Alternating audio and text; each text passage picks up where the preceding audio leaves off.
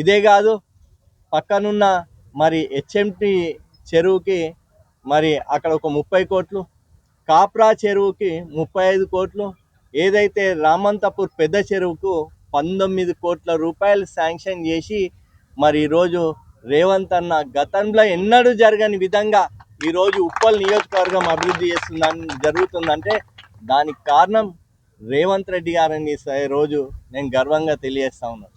ఇదే కాదు, ఈ ప్రాంతంలో ఏది అభివృద్ధి జరిగినా ముఖ్యంగా ఏదైతే, ఎందుకంటే ఉప్పల్ నియోజకవర్గం దాదాపు మూసీ పరివాహక ప్రాంతం.